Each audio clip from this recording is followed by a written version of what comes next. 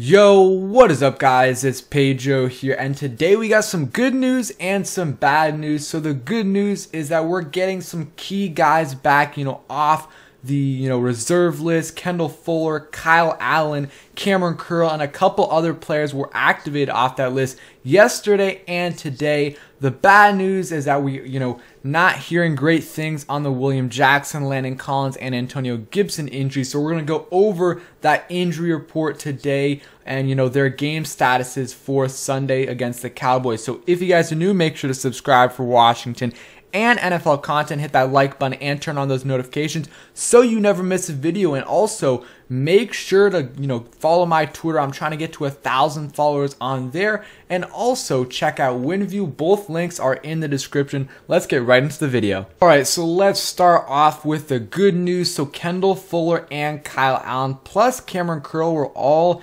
cleared from the COVID list today. And then also Taylor Heinicke was taken off that list yesterday. So Washington will have a quarterback other than Garrett Gilbert starting for them this week, and of course it's going to be Taylor Heinicke. And he even said yesterday he doesn't really feel any of those injuries from that Dallas game when he got hurt with that elbow and the knee injury. He said all that pain is gone, so really just recovering from the virus, and he should be good to go for this weekend. So that is good news for Washington, because I did not want to see another game with Garrett Gilbert. And Kyle Allen is going to be back as the backup, so that is good news as well. But Kendall Fuller and Cameron Curl coming off the reserve list is huge news, because our secondary was really struggling against the Eagles. I mean, most of our defense was struggling, but Jeremy Reeves didn't really have a big day and a good day. And usually Cameron Curl does a really good job locking down the, opposing tight ends and some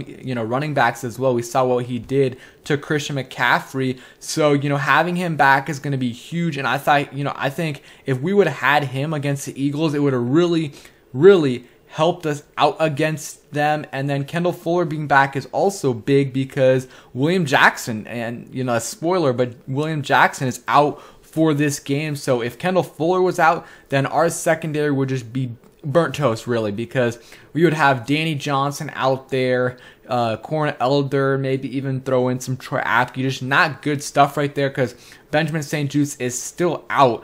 So, getting Kendall Fuller back does definitely help, because now you got Kendall Fuller, maybe Danny Johnson, and, Corn Elder, I guess, but much better than having not having Kendall Fuller there. And then you also get Cameron Curl back, which is really good news, and that, allows for some versatility. Bobby McCain can also play in the slot a little bit if you do need him to. That's what he, did well in Miami. So that is good news right there. Now let's get to the bad news. So this is the game statuses for the players, for Washington on Sunday. And one quick thing before that, the players, some other players got cleared off the list.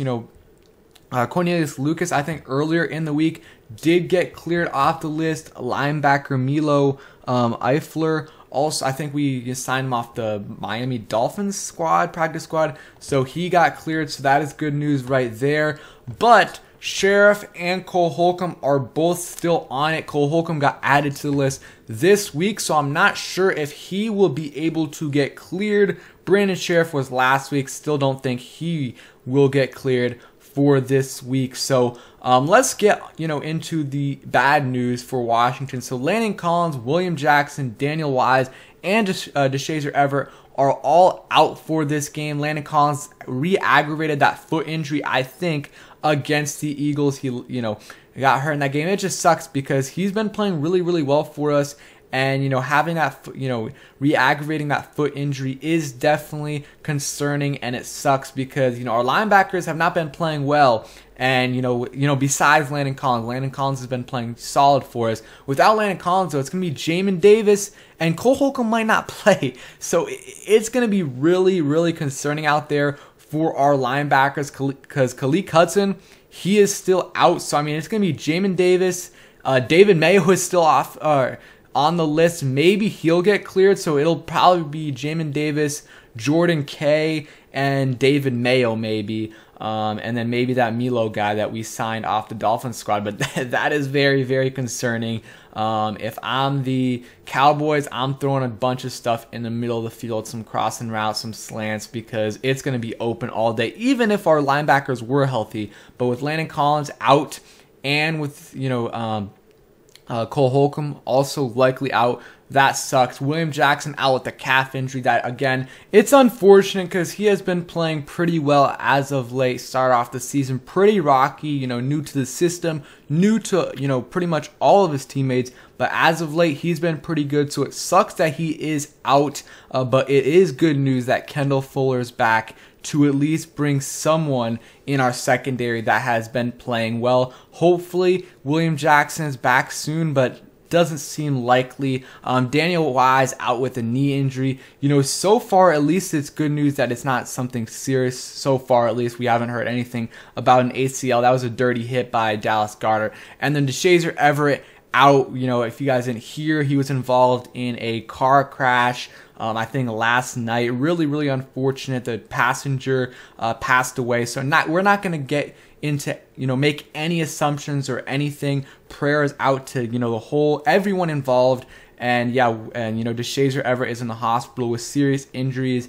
He's obviously not playing this week, might not play for the rest of the season, but just a terrible situation, and you're not going to make any more comments than that until we get some more facts. We'll see what happens from there. And then Antonio Gibson, questionable with a toe injury.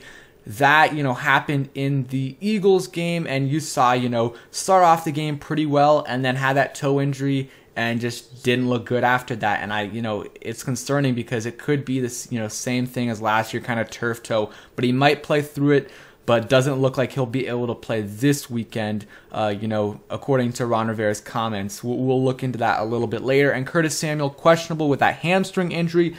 I don't know. We'll see if he plays. If he does, I want to see them actually use him. And, if he's not fully healthy, don't play him. I want to see Curtis Samuel out there fully healthy so we can actually see what he brings to this offense.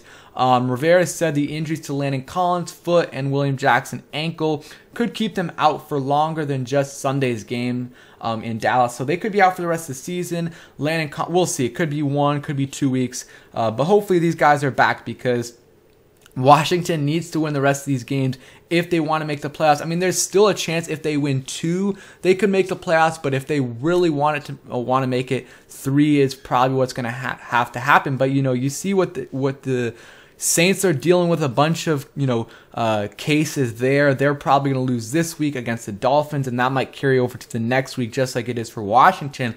And then the Vikings are also dealing with issues as well. So who knows if those teams continue to lose, and the Eagles maybe lose a game, maybe Washington can sneak in with 2 games. But even then, you're 8-9. Do you really want to make the playoffs? I want to make the playoffs as a winning team, but let's hope these guys can be back next week, or at least one of them. I think having Landon Collins back with Cole Holcomb out is more important. But if Cole Holcomb's back, either one of these guys is would be great to have back. And then Ron Rivera talked about Gibson's status for Sunday, and he said, or Ben Standig said, Ron Rivera wasn't exactly oozing with optimism about him playing with the toe injury after not practicing at all this week. Says it's about his comfort level now on short weeks, so likely not going to play because again, Washington played on Tuesday. It's a very short week, and he suffered the injury on Tuesday night, so it's only 5 days.